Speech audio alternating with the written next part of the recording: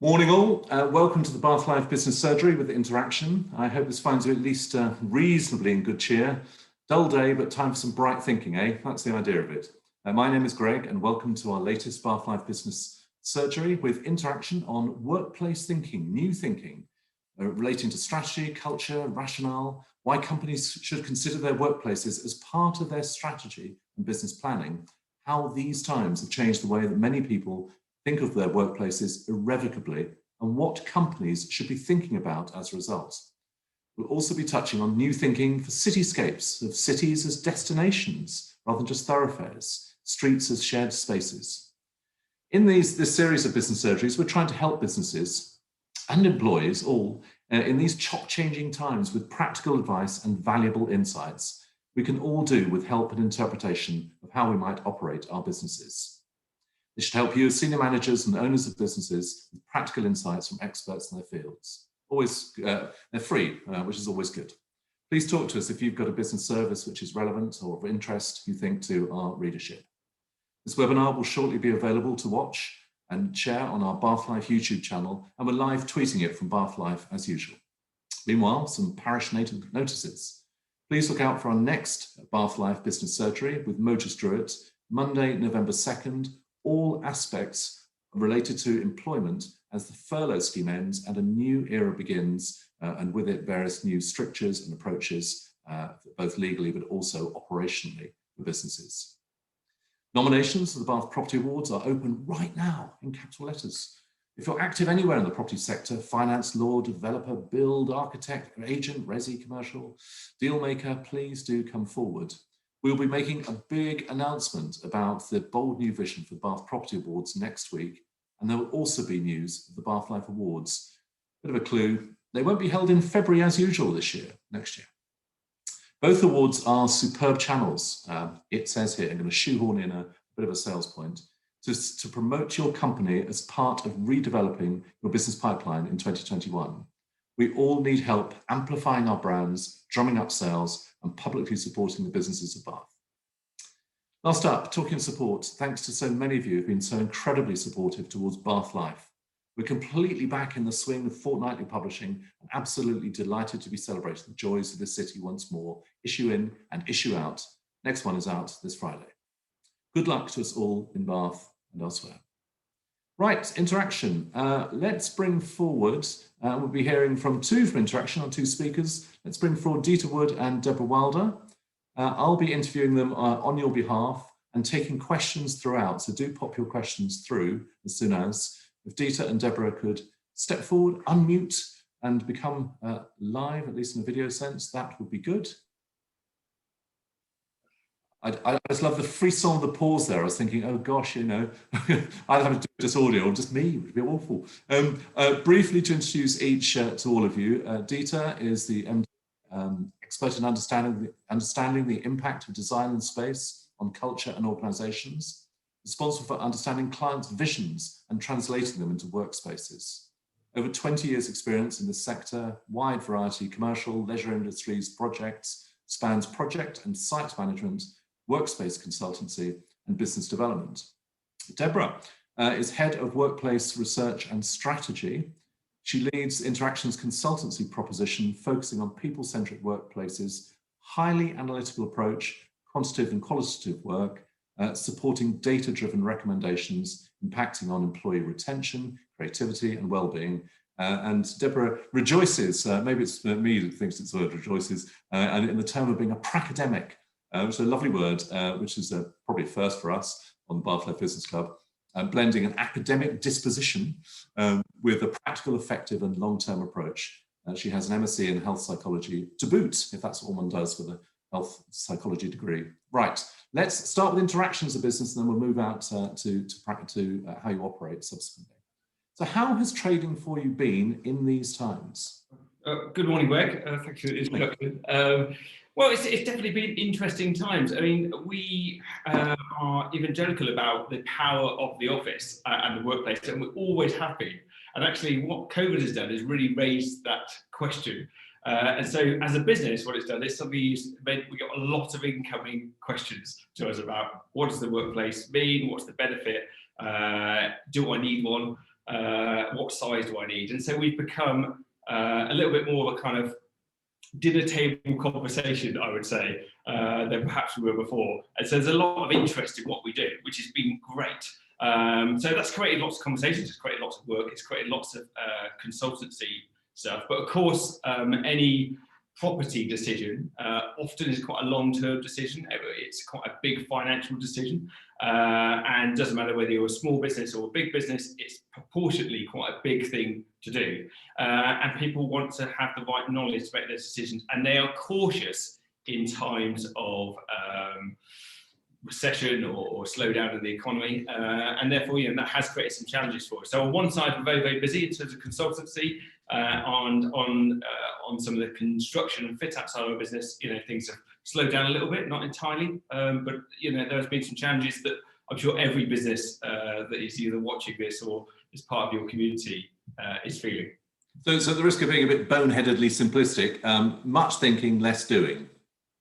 A little bit, yeah. We've actually been really, really busy throughout the pandemic, because the pipeline of work has kind of kept us busy. But of course, people are slightly more cautious about making some of those decisions, and so I think we have a few challenges next year. Nothing serious, but just definitely it's really kind of focusing us.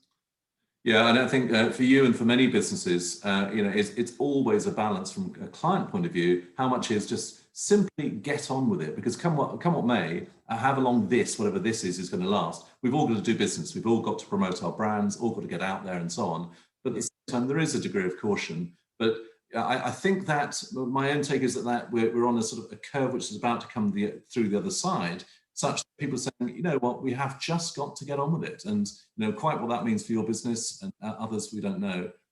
All of us are adapting pretty rapidly to these times. Yeah, we've definitely seen a big difference between, there's definitely a push now of people saying, well, actually, we can't continue without an office for ages. Or, the other thing that's happening, of course, is lease expiries don't stop, do they? Just because there's a pandemic going on.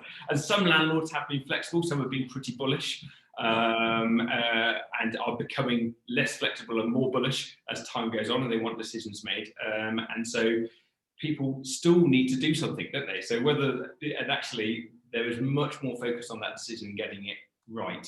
We know the challenges of property in Bath, and certainly with businesses here, that just creates more challenges. But this is a time of wisdom. I'm thinking about business wisdom, and people are using, particularly with the latest couple of weeks ago, the work from home again if you can. There has been a bit of a retraction, understandably, of people's focus on the offices. So businesses are using this time to think carefully and wisely about it, and they're actually planning rather than going on their sort of gut instinct. So it's a great time for business, I think, to really sort of gather their thoughts and plan properly. Yeah, it's a lovely word, wisdom, and there's often, maybe this is just a personal point, there's often not enough time to try to apply wisdom because you're too busy doing. So absolutely, yeah. If this great pause, which keeps on continuing, gives us that opportunity, then take the positive. Tell me about your team and how you've approached the whole working from home, return to work, etc., etc. I'm sure it's Zoom and Teams and all of that stuff, but what's been your approach to your team about their flexibility, your trust, etc.? Fine. So, I mean, we always consider interaction. We have two primary places of work, which are our construction sites, which clearly that work has to be done on site. So, and all the way through, other than a period of suspension in April, when all of our construction sites stopped while we understood our kind of society obligations, etc. Those guys have been on site, and all our construction sites have been working effectively with social distancing and all the other measures in place. So that has been business as usual a little bit. In terms of the office, of course, we have to heed the requirements of the government and say to people, if you can work from home, you should. But I think our position on it has evolved a little bit. So I think April, May, June, pretty much our office was closed, and we were getting quite a lot of requests for people to be in. And so we decided to open our office because people wanted to be in realistically for their well-being, for connectivity, for doing types of work that they struggle to do at home. And so we opened an office and people came in, and we had a sort of an influx. About 50% of our staff were in. I think with the latest government regulations, we have taken a view that, you know, actually many tasks, and lots of other businesses are finding this, is they are just much more effective face-to-face in an office, and therefore we have to, you know, put all the various guidelines and make the office COVID safe. But we have to be conscious that this isn't something that's about to finish in 2 weeks or 4 weeks or 6 weeks, which I think maybe we thought back in March and April. We thought, okay, we're going to have a lockdown and then we'll come out the other side. This is something that I think now people are talking about the offices being closed or a change in working style for maybe 12 months. Well, I don't think many businesses will find they are as effective for 12 months not having people working in a face-to-face environment, and that is certainly the feedback we're getting, and that's feedback both from business owners but also from employees who, you know, many of which are struggling. I definitely feel we have an obligation to all of our team to provide this facility in terms of our office for them to come and make sure they're okay and make sure they feel connected and make sure they get the support that they need. It's really, really important. You know, many businesses are finding the same as we have. You know, we're still growing in terms of our team numbers in some areas. We've onboarded about 3 staff. We've got another 3 staff starting on Monday. It's very difficult to onboard and integrate new members of staff. You know, let's take that point. How have you done it, and how will you do it?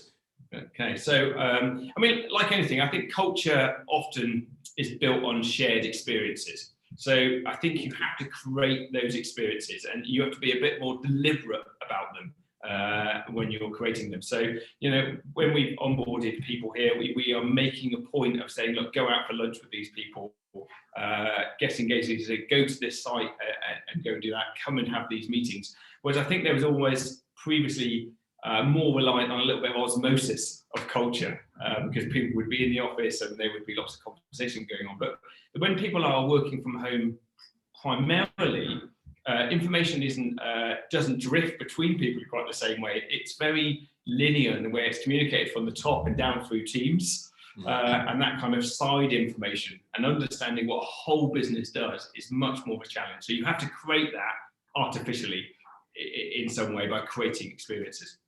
Deborah, in a parallel universe, can you imagine writing a PhD about you know, the psychology of onboarding in pandemic times? Greg, it's been an amazing time for me, a very exciting time, and actually the number of PhD theses I have in my head is not just one on onboarding, it's probably 100.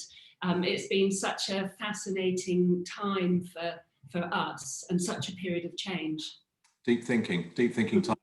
Talking of deep thinking, your approach, as you explain and describe, is very much to try to seek to understand the culture of a business and its business strategy before any sense of a physical iteration. So how can you talk about how you attempt to get under the skin of strategy of clients? Yes, so in the introduction, you mentioned that I approach our research from a quantitative and a qualitative angle. The quantitative has mostly gone out of the window because we're not counting and looking at spaces in the same way and how spaces are used. So it is very much on an individual and a cultural basis that we're looking at. And this is the time where culture has come into its own. I was speaking to a prospective client the other day who they've got 2 founders. One wants to not have an office because they don't see the point. Another one very clearly and strongly does have a need for an office, and they have a huge culture clash going on. And this is going on in businesses all over the country. Often it's coming from a financial perspective, that they don't want to, they don't see the point of an office. They've been coping fine so far. That will change. You know, we were in almost a honeymoon period. So getting under the skin of businesses is really looking at their culture, looking at how they think about their employees and about their employee well-being, but also how strong they are as leaders. So it's all very well saying, you know, we're very much driven by employees at the moment and their needs and their well-being, but businesses still need to survive. and they need to have some strong leadership and some clear messaging and goals to get through this. One thing I think is interesting when you think about culture is that often really successful cultures, they don't come about, they are driven by the leaders of those businesses, and they are reflections of the character and the personalities of those leaders. Now, what happens when you have so a strong leader can drive a strong culture, but when you remove the office, that sense of that culture being communicated amongst everyone is lost. And therefore, in weaker cultures, in weaker organisations, sometimes the culture is driven by the mass of people in the office. But suddenly you remove all those people and put them at home, actually you just kind of lose the culture altogether. So more than ever, culture has to be driven by the top. It has to be directed, if you like. And you need strong leaders to do it. And I think where you have less strong leaders, they are struggling more maybe without having an office. They need to, business leaders really need to get a grasp of their culture, and they, I don't know whether I've mentioned before about micro silos, but this is one of my sort of specialist topics at the moment. So with clients previously, up until pre-COVID, one of the biggest goals for me helping clients with their strategy was help to break down silos. Yet what we have now is we have these cultures of micro silos. So people working individually on their own at home.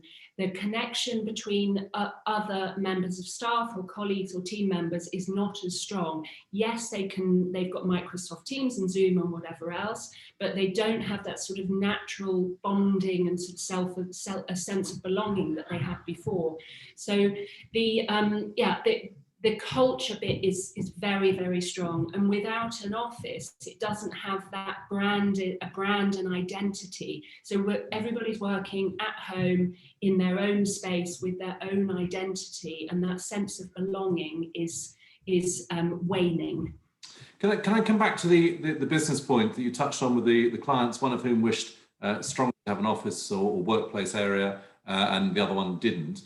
I want to ask you to talk about the role as a consultant, which in a stand-back way you are as a business, how you can be a trusted advisor when the solution in one respect, which is to have really cool office, is of course in your business interest, whereas the solution in another respect, all work from home, actually isn't, or at least not as much. How do you navigate that, being the trusted advisor, giving disinterested advice with actually helping generate business? It's a fantastic question, and one that I'm dealing with every day. It's definitely a question of balance. And this is maybe where that academic bit comes in, because I, as a psychologist, I'm often, and probably in this case, I might be working as a mediator with those two sides and helping them understand each other's position, but also engaging with their employees to understand their position better as well. But together with that, I need to think practically. I need to think about their balance sheet. I need to think about their business projections, and how much they can afford to spend on an office.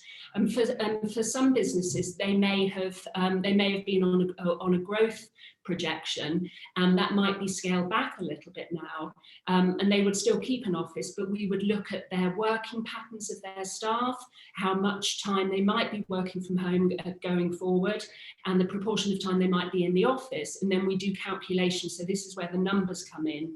We calculate how much space they would need from that. So very much a blend of numbers and psychology. Yes, yeah, so it's worth adding to that, actually, Greg, that actually I found myself actually advising quite a few businesses to say to them, yeah, you're right, actually, I don't think you do need an office. But they tend to be businesses which are smaller, and particularly we work quite a lot with the tech industries. And what we're saying to them is not don't have an office. What we're saying is don't have an office in the traditional sense that you see it now. And the great thing that's happening in the market is spaces. You know, there's a real tech disruption that's finally come to property. I'm actually really pleased because, you know, the landlords have had it their own way for a really, really long time. And, you know, making companies sign super long deals with huge liabilities and dilapidations at the end. And space is becoming like a service. It's something you can now rent, you know, by the day, by the week, by the month. You know, just looking at some adverts in London yesterday, where you can now hire an 11,500 square foot office with 114 desks by the day.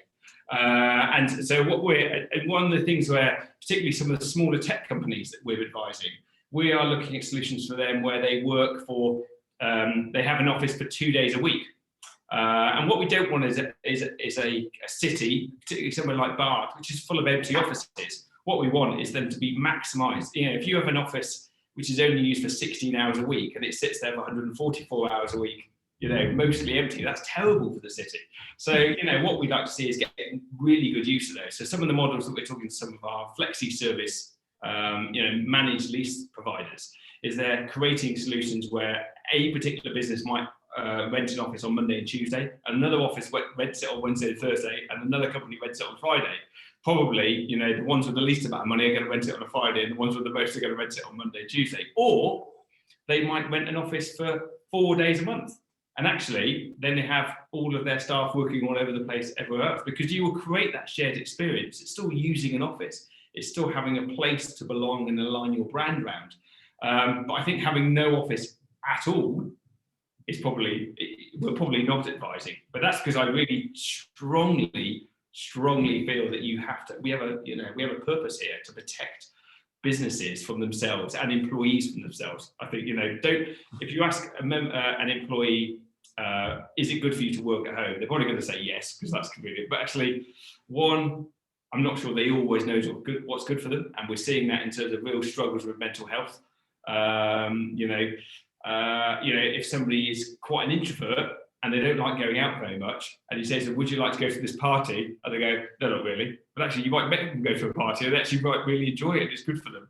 And equally, businesses, they think, well, I'm going to save some money in the short term, But over 3 or 4 years, they'll just completely lose the culture. So I suppose I'm really driven by protecting people from themselves in some ways. just on that point about offices increasingly as spaces as services. Yeah. Again, isn't there a sort of a pull in two ways? One is that this great pause has also been a great accelerator. It's prompted a faster way of getting to points which might have taken years to get to.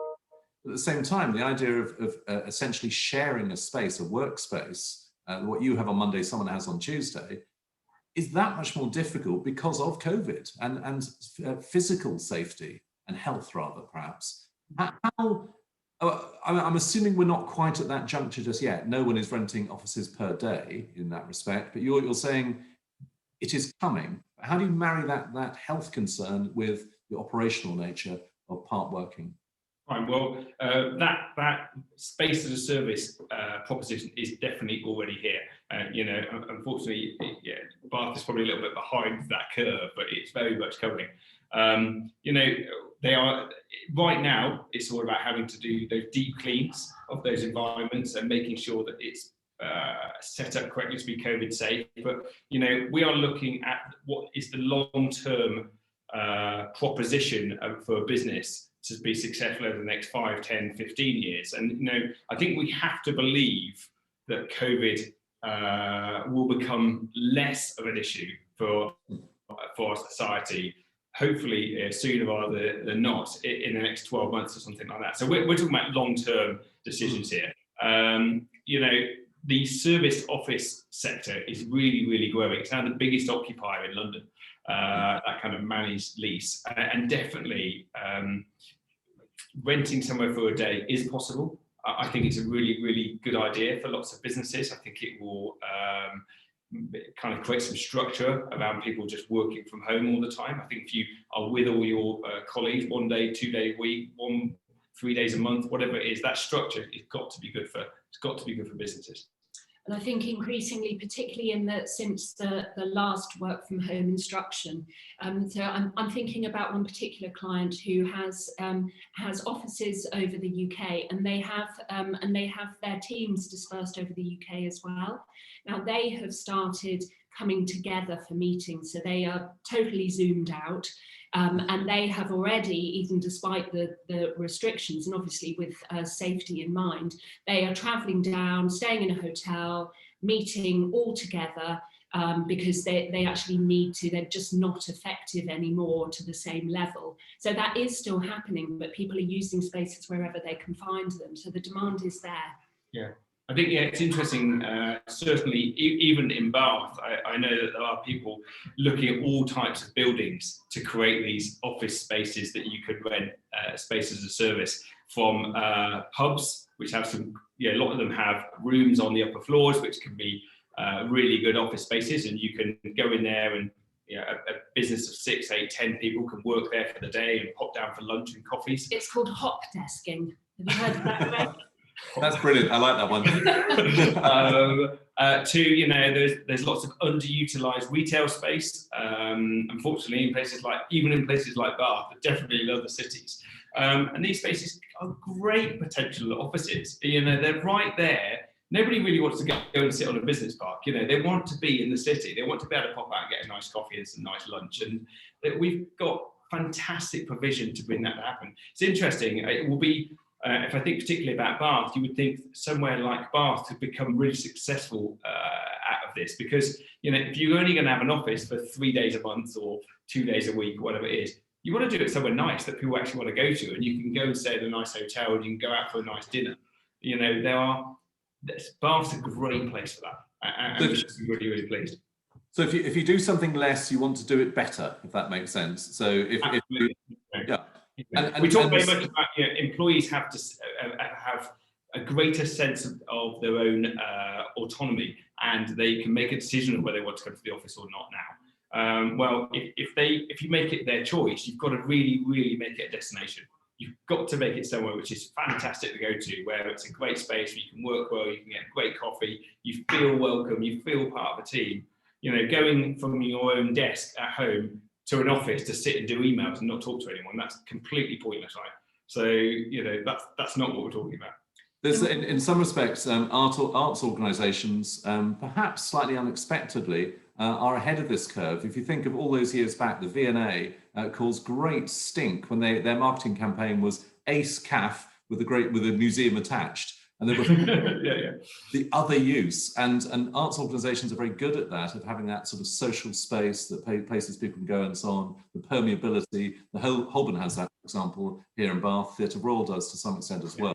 And I guess what you're talking about is, if you've got, from a landlord or owner point of view, if you've got sort of deficit space, what are the creative ways of using it beyond simply renting room out for a meeting for a couple of hours, which obviously is happening all the time. Yeah. Tell me about this, the other way though, those who do wish, which I'm sure is the vast majority, permanent offices in some form, i.e. enduring 5-day, whatever. Are you experiencing at least the questions for, or demand for, reworked, smaller, cooler offices, that if someone's got a team of 20, they need an office space for 10 because it's going to be rotational? Yeah. So from what's interesting is, and this trend has been happening for quite a long time, and it's something that we've been absolutely responding to and highlighting to our clients, is that people work in quite a binary way, particularly in kind of creative industries and tech and stuff like that. They tend to either collaborate and come together and be very, very social, or they need to do focused work. And the traditional open plan is pretty poor at both of those. So, it's very much, whether it's new offices that we're designing or spaces that we're going back into with the larger occupiers, it's like, let's lose loads of the desks, create better meeting spaces, better collaboration spaces, better access to technology that we can collaborate around, and create better focus spaces where I can do one-to-one video calls, where I can sit and concentrate without disruption better than I can at home. Because I haven't got the dog and the kids and the washing machine going and all the rest of it, because I'm in work. And I think that's really, really good. If you are working in somewhere where you are trying to do focused work but can't, that's terrible. I mean, people are going to go home, aren't they? Because they probably have a better space for it. There are many people, not everybody. I mean, certainly the younger people in our organisations are the ones who are suffering most here by not having the right kind of spaces that perhaps you and me, Greg, have a nice place to work at home with a nice view and all the rest of it. But that is very, very difficult to achieve for lots of people, particularly somewhere like Bath, which is so expensive for young people to live in. Yeah, there's the correlation of nature of property and time to travel, and that creates its own issues. And there's different issues around time ecology and so on, which we probably won't come into today. I want to give you a sort of grumpy antithetical point, which is that, you know, for all this talk of culture and offices being the physical embodiment of business strategy, in a world where survival is the key metric of success for many, isn't that all just poppycock? No offense. Let me just. Most businesses will say that the most strongest asset, particularly, you know, the creative or something like that, is the people who work there. And teams will always be more successful than individuals, because individuals kind of have high and lows and they have off days and things like that. So you need a team to keep the consistency of service and keep the performance and motivate each other.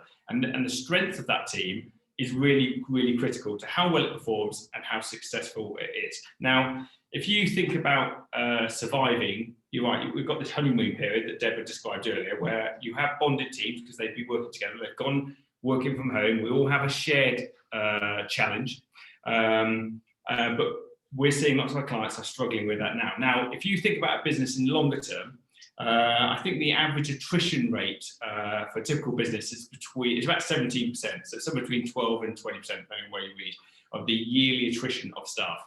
Now, a successful business, average growth, say 10%. So if you've got 15% attrition and 10% growth every year in terms of your staff numbers, well, 25% of the people you have to replace every year. Within 4 years, you've replaced pretty much everybody in your business. Well, do you really see that being a successful scenario without some kind of shared experience where those people come together and know each other? And it doesn't have to be every single day in a traditional office environment. But surely you can see over time that is just not it's not even an approach to survive, never mind to thrive. Yeah, I mean, also, I talked before about this, about people working from home in 1895, and it gets into a bit of a history lesson. How good was Zoom then? Let me just check. I don't know. They had other things like little boys with messengers.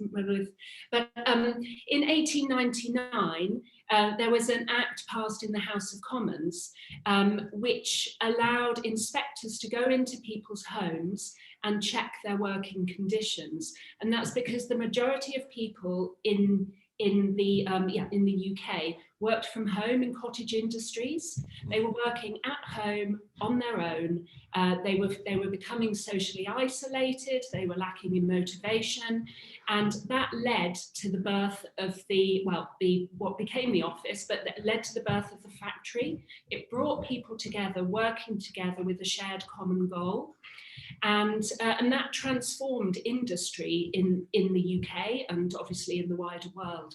But the employees are businesses' greatest expenditure.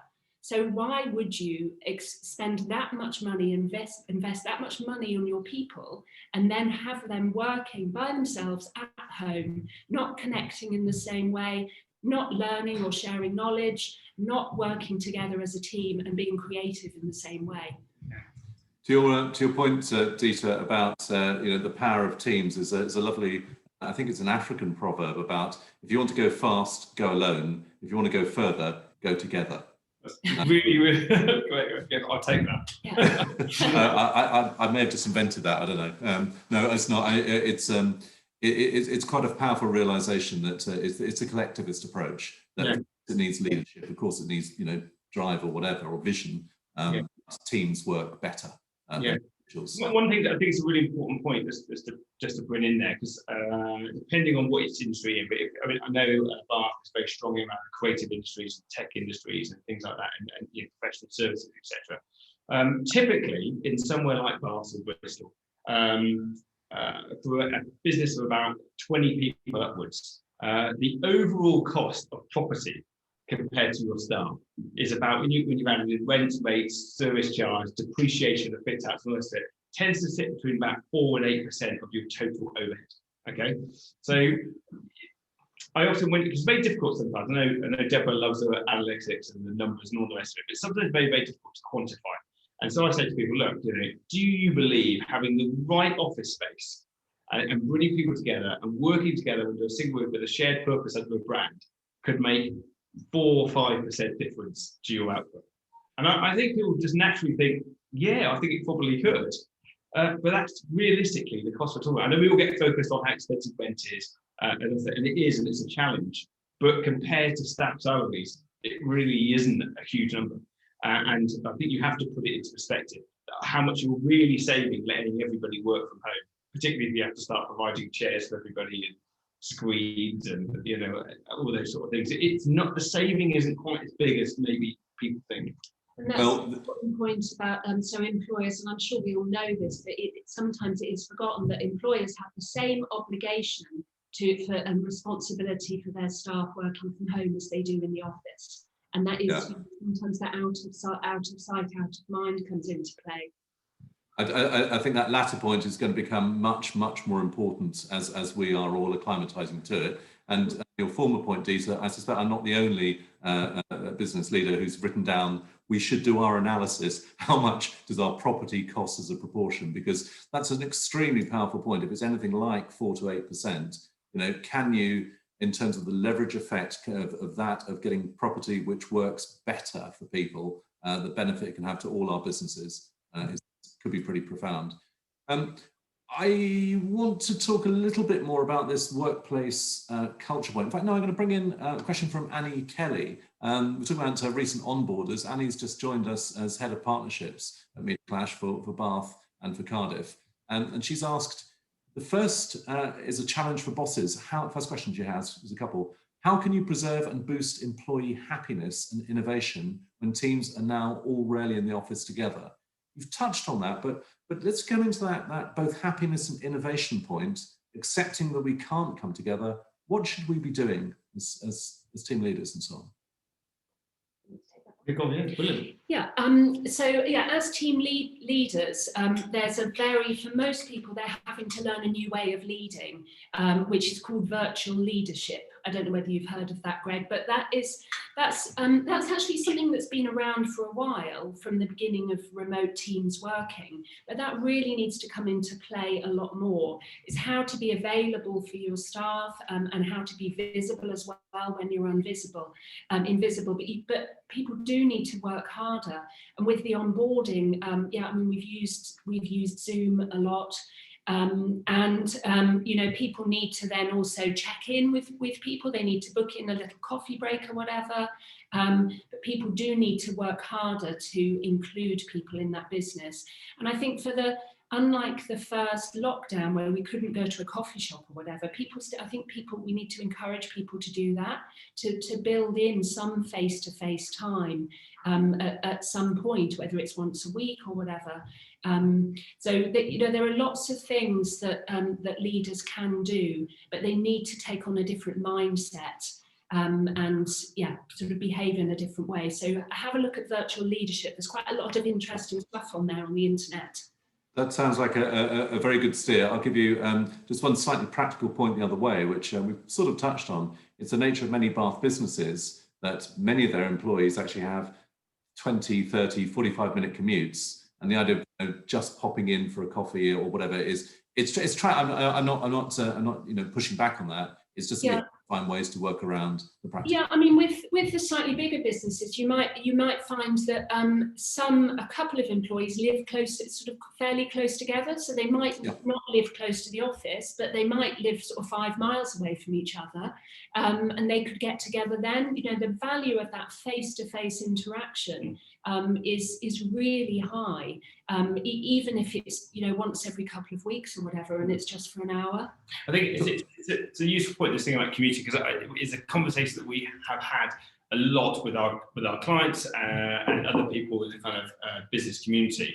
Is they're getting a lot of pushback from employees who are saying, well, actually, I don't want to do this commute. I don't want to do the 45 minutes in or anything.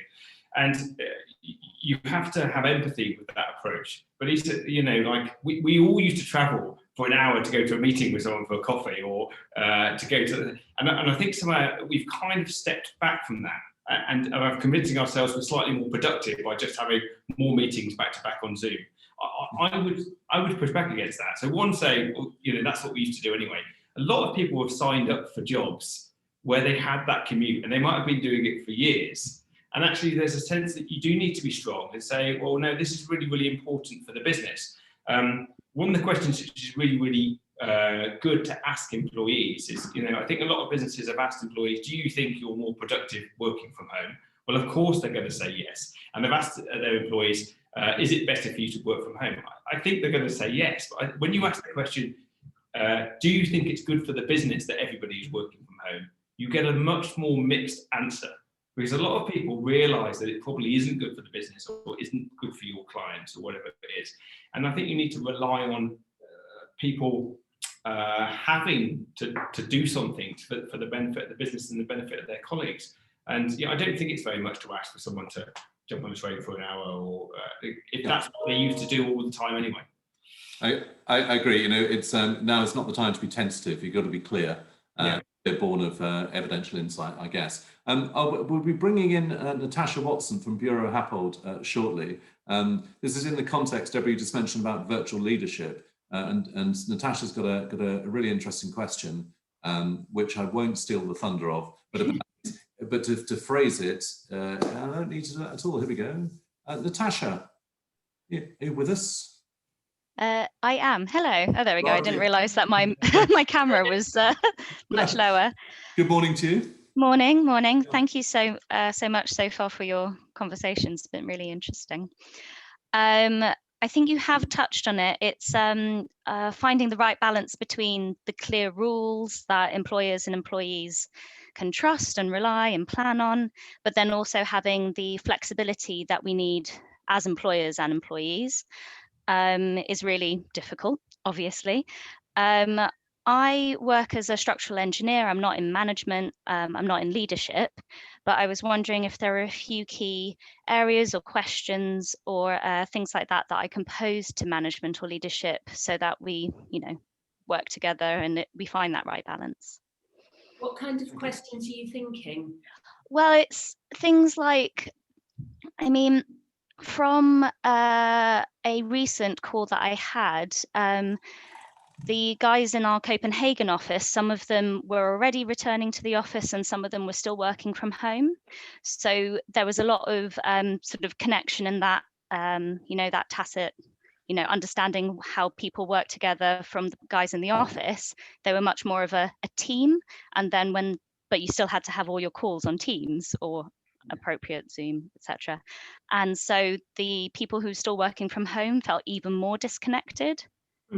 So it's that kind of, that was something I hadn't realized. So is it, maybe if it is a case of you've got more people who are working in the office and you do have to dial in only one or two other people in a call, you make sure that you have an extra 5-10 minutes to catch up, like that kind of sort of. Yeah, and this is, so initially when everybody was working from home, it was quite easy, wasn't it? And we were all on Zoom or Teams or whatever. And now we've got this split and it is very, very difficult. And it's really difficult for those people who are not in there physically because they do feel a bit left out. Often, they feel sort of, they feel like they're on the outside of the conversation. They can't always hear as well, or they're not necessarily seen. So one of the things that we are starting to work with clients on is those technological solutions for doing that, for a setup in a meeting room that allows people who are not physically there to feel included. And we work with technology partners who, I had a fascinating conversation with one of them the other day about these new solutions that are coming to the market or were just coming to the market anyway. It will involve a bit of investment, but I think we've all accepted that we will, going forward, most businesses will be having some remote working as well, and particularly for somebody like Bureau Happold, where you're across the world, then that becomes even more important. So I think improvements in technology will be key. But I think one of the things there is the clear messaging that is required. And trying to, the senior management need to keep everybody happy, but they need to regularly communicate and reassure people. Okay, so sorry, Natasha, go on. I was just going to say, so just that clear, transparent communication is much more important now. It's interesting. It's interesting challenge because what we're trying to do is create parity amongst people who are in meetings. And often, like you probably found, one of the best ways to do that is to make sure if half the team are out and half the team are in, you all sit independently on your Teams or your Zoom call or whatever it is, which can feel quite odd if the people who are all in are all kind of sitting together all the thing. But I think that's quite good. But what you can't get away with or can't get away from is the kind of pre-meeting and the post-meeting. Often there is so much value around, and if you have a meeting of 8 and 4 people are remote and 4 people are in, inevitably those 4 people will talk before the meeting starts, and they will talk after the meeting finishes. And often that's where the real gems are. And this is where we've had a few face-to-face client meetings recently that started to come back together, and you can really feel the difference in those bits of time rather than just doing it on the Zoom where everybody's just straight in and straight out. It is a real challenge, but all it does is reinforce actually our natural desire to have physical space and face-to-face communication. I think we're wired that way. It's going to be a struggle to get away from it if that's what a company decides they want to do. Yeah, I mean, human beings are social animals. Not everybody. Some are more introverted than others, but most people require some kind of physical face-to-face contact. And that's why whilst times remain difficult and travel is restricted and things, we still do need to, wherever possible, get some face-to-face interaction. I think decision making is really suffering. How many of us have been in Zoom calls or team calls where decisions keep on being deferred, and then when you do finally get into a meeting room with somebody, you can tear through those decisions. That is, I think this leads me on to productivity, so people are starting to ask me about productivity. How can we measure productivity when people are working from home? And that is a very difficult thing because we can measure from all sorts of different criteria. And I think that's what will be the focus. For the last couple of years or so, we've moved away from a focus of productivity when we've been thinking about well-being instead. But now I think we will focus more on that because businesses will be asking, okay, well, if we're not spending money on the office, is it costing us by a drop in productivity? Could I break the point at this? I think that productivity when working from home, we should have that as a completely separate topic for Bath Life Business Club at some point. And anyone watching this who's got a particular insight or strong opinions, let's get a panel session together because we can all learn from this, because I'm sure that's right, that blending of duty of care and thoughtfulness also into business productivity. Natasha, thank you very much for stepping forward. Good luck to you. Good luck to the Bureau Apple team as well. Thank you. Thanks. Bye. Thank you. I want to bring in a couple of observations, or one observation, one question. The observation is, excuse me, from Daniel O'Connor. He lives 45 minutes in the office, but they make a point of meeting at least once a week. And the team say it's one of the most beneficial things to do, not just for work, but for their mental health and well-being. It's almost as you're talking, Dieter, it's the pre-meeting discussion, which I guess this touches into. And it also helps form the collaboration side further, especially in their case, they have 2 new starters.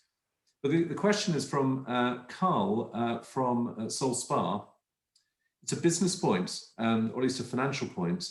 I'll be interested to see how things like business rates, taxes, and other regulations are impacting how people are looking at the future of offices. What do you think the local government, maybe central government, should be doing to help businesses adapt?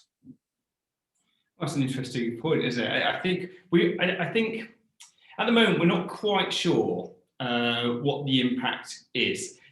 Because we're not seeing the long-term commitments. One of the things that is definitely happening is there's a huge amount of wealth held in central London in property, massive. And there's a reappraisal of the valuation of that property. It could have a significant impact on a huge number of funds, which will affect people's pensions and all sorts of things. So the government is desperate to avoid that happening. And so they're kind of pushing it along to not let those reappraisal of values happening. If that does happen, clearly they will not want all of the businesses to disappear out of London. I think they're probably more worried about London than they are about Bath or Bristol, to be honest. I think Bristol and Bath are faring very well, and certainly in the market, people are thinking these are the places to open businesses, like the other regional cities as well. I think we might see some incentives in central London. I think it's quite likely which seems kind of bizarre if you wind back 2 years ago, that you would have to create some incentives for people to be in central London, and the effect of that. And there's been quite a lot of reduction in business sizes or businesses moving out because of Brexit.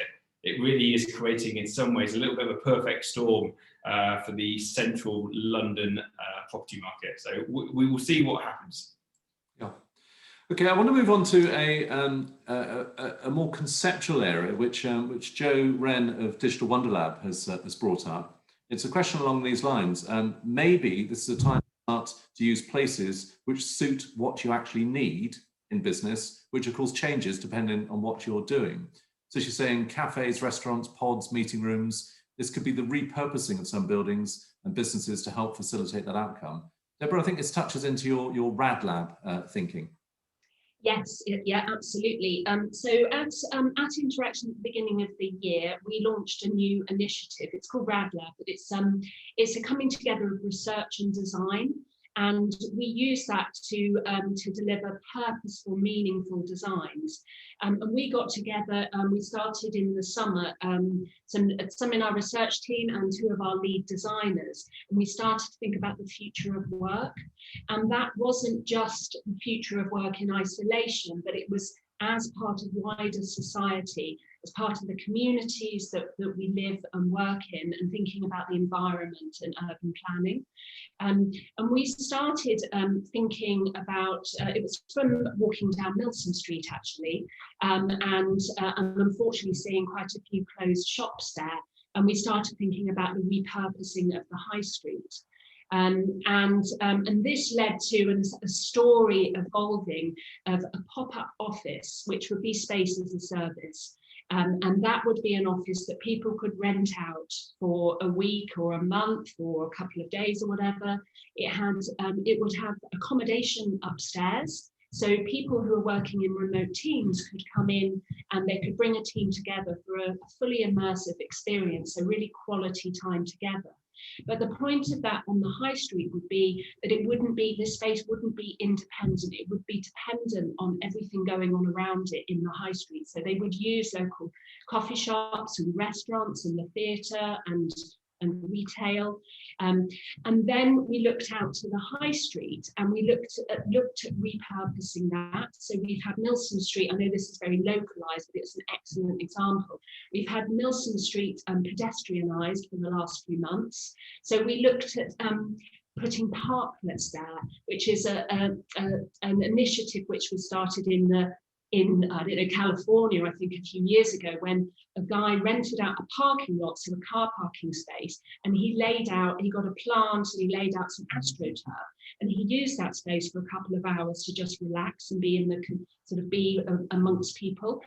So we looked at putting workplaces, sort of workspaces and covered spaces and greenery out on the street, so that would extend the workplace.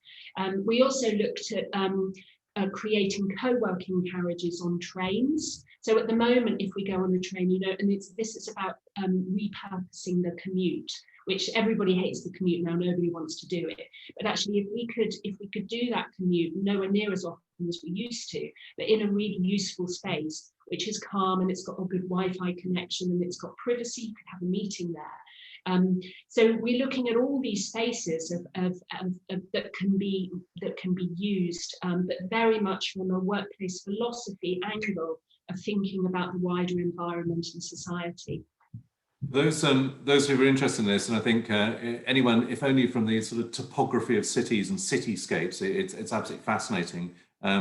Interaction have about a 30-page presentation on it, which we will share in the comms about this subsequently, because that sense of how cities look, how we navigate them, that streets aren't just for cars and getting through. This feels to me, and it's not my area, this feels like pretty early stage thinking of something which can be very much more significant in times to come, as we're all beginning to reimagine how we live, essentially. It's as profound as that. Tell us a little bit more about this trains as co-working hubs. There's a lovely visual on the presentation, which we can't share here, but the idea is that, you mentioned, Dieter, about sort of almost micro time, that you can rent offices for a period. Well, this is almost creating carriages on trains as working hubs almost. So Is it realistic? Well, I mean, I don't know, like often we all, lots of people in Bath probably travel in professional terms, creative, etc., might travel up to London pre-pandemic on the train. And you actually spend quite a lot of time on that. But the problem is it's very difficult to make phone calls, it's very difficult to have meetings, etc. We could make much more use of that time. And if there was a reduction in numbers of people traveling on the train, that will create some space that will be really, really valuable.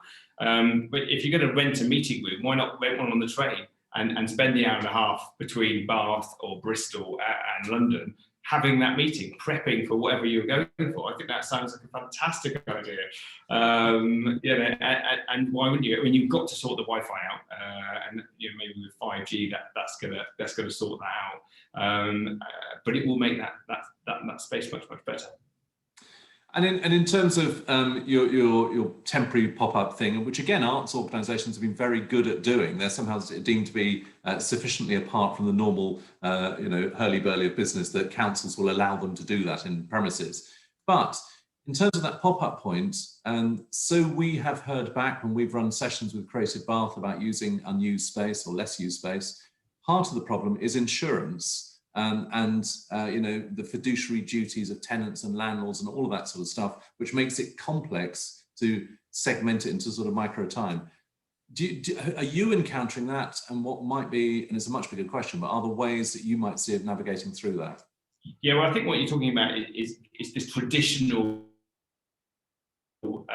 property model of leases and all the obligations around those leases, and how buildings are valued against the leases that are present in them.